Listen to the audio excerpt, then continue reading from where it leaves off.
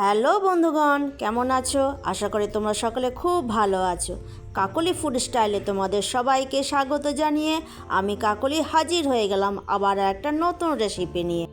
তাই তো বন্ধুরা, ভিডিওটা কোনোকে স্কিপ না করে পুরো ভিডিওটা দেখবার জন্য তোমাদেরকে অনুরোধ জানাচ্ছি। তাহলে চলো রেসিপিটা শুরু করি। আচ্ছা বলো তো বন্ধুরা, এটা কি শাক? এটা আমরা এখানে বোথা শাক বা বথুয়া শাক বলে থাকি। তোমরা এই শাকটাকে কী শাক বলো সেটা কিন্তু অবশ্যই আমাকে লিখে জানাবে। আর এই শাকেরই রেসিপি আজকে তোমাদেরকে করে দেখাবো। তো চলো প্রথমে ডাঁটি থেকে পাতাগুলোকে আলাদা করে নেবো। শুধু পাতাগুলোই নেবো, কিন্তু ডাঁটিগুলো নেবো না। আর এই শাকের অনেক রকম রান্না হয়ে থাকে। রসুন দিয়ে ভাজা হয়, তারপরে তোমার পেঁয়াজ রসুন দিয়ে সবজি হয়, আর পোস্ত দিয়ে হয়। আজকে আমি তোমাদেরকে এই বোথা শাকের পোস্ত করে দেখাবো। তো এখানে সব পাতাগুলো আমার বাছা হয়ে গেল। পাতাগুলোকে আলাদা করে দিলাম আর ডাঁটিগুলোকে ফেলে দেবো।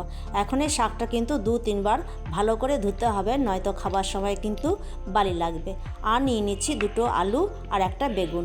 এখন এই আলু আর বেগুনটাকে ছোট ছোট পিস করে কেটে নেব। তো দেখো এইভাবে ছোট ছোট করে পিস করে কেটে নিয়েছি।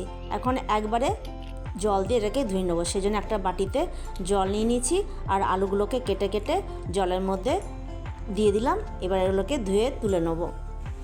এরপর বেগুনটাকেও ছোট ছোট পিস করে কেটে নেব। যেমন আলুগুলোকে ছোট ছোট করে কেটেছিলাম, সেরকম বেগুনগুলোকেও ছোট ছোট করে কেটে নিলাম। এখন আলু আর বেগুন সব কিছু ধুয়ে ধুয়ে তুলে নেব। প্রথমে আলুগুলোকে ধুয়ে তুলে নিলাম, এরপর বেগুনগুলোকেও ধুয়ে তুলে নেব। বেগুন আর আলুটাকে ভালো করে ধুয়ে তুলে নিলাম আর বোথা শাকগুলো ভালো করে ধুয়ে নিয়েছি। এবারে পোস্ত বেটে নেব। তার জন্য শিলনোড়াতে নিয়ে নিলাম 2 টেবিল স্পুন পোস্ত, আর তার সাথে নিয়ে নেব 3টে কাঁচা লঙ্কা। এখন এই পোস্ত আর কাঁচা লঙ্কাটাকে শিলনোড়াতে বেটে নেব। তো দেখো পোস্তটা আমার বাটা হয়ে গেছে। এখন পোস্তটা তুলে নেব। তাহলে চলো এবার চলে যাই রান্নাতে। কড়াই চাপিয়ে দিয়েছি উনুনে। কড়াই তেল দিয়ে দিয়েছি 2 টেবিল স্পুন। তো তেলটা গরম হয়ে গেছে। শুধুমাত্র একটা শুকনো লঙ্কা ফোড়ন দিলাম আর একটুখানি দিয়ে দিলাম 5 ফোড়ন।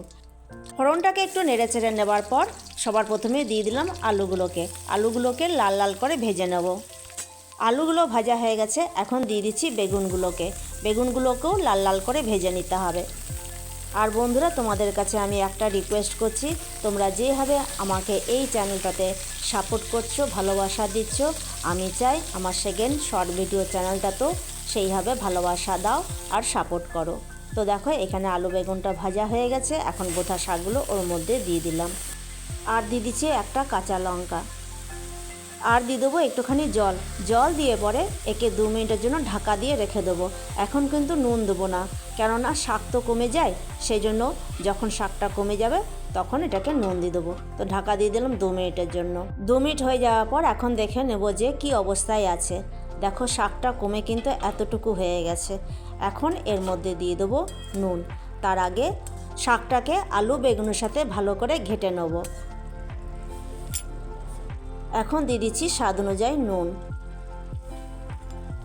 নুনটাকে দিয়ে দেওয়ার পর শাকের সাথে ভালো করে মিশিয়ে নিয়ে পরে আবার একে 2 মিনিটের জন্য ঢাকা দিয়ে দেবো।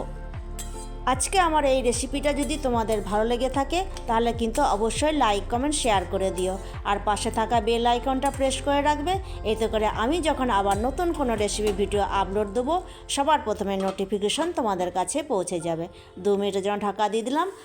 2 মিনিট পর ঢাকাটা খুলে নিলাম। এখানে কিন্তু শাকটা আমার হয়ে গেছে। আরেকবার ভালো করে এটাকে ঘেঁটে নেবার পর পোস্তটা ওর মধ্যে দিয়ে দেবো। তো দেখো এখন আমি পোস্তটা দিয়ে দিলাম। পোস্তটা দিয়ে দেওয়ার পর কিন্তু আমি বেশিক্ষণ একে রান্না করি না।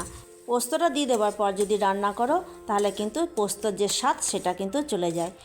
সেই জন্য গ্যাসের ফ্লেমটাকে একদম লোয়ে রেখে পরে পোস্তটা দিয়ে পরে আমি ঘেঁটে নিলাম। এদিকে কাপের মধ্যে একটুখানি পোস্ত লেগেছিলো, সেটাতে জল দিয়ে পরে জলটা পোস্তর মধ্যে মানে শাকের মধ্যে দিয়ে দিলাম। তো চলো পোস্তটা আমার রেডি হয়ে গেছে। না আবার আগে একটু কাঁচা সর্ষের তেল দিয়ে দেবো। তো এখানে আমি কাঁচা সর্ষের তেলটা দিয়ে দিলাম। তাহলে চলো এবার তোমাদেরকে সার্ভ করে দেখাচ্ছি। তাহলে বন্ধুরা, তোমরাও যদি এরকম বোথা শাক পাও, আমি আজকে যেভাবে রান্না করে দেখালাম সেইভাবে রান্না করে খেতে কিন্তু অসাধারণ লাগে গরম গরম ডাল ভাতের সাথে। তাহলে বন্ধুরা, আজকে ভিডিওটা এই পর্যন্তই। দেখা হচ্ছে আগামী দিনে নতুন একটা ভিডিওর সাথে, নতুন একটা রেসিপির সাথে। ততক্ষণ পর্যন্ত তোমরা ভালো থাকো, সুস্থ থাকো, সাবধানে থাকো। আজকের মতো টাটা, ধন্যবাদ।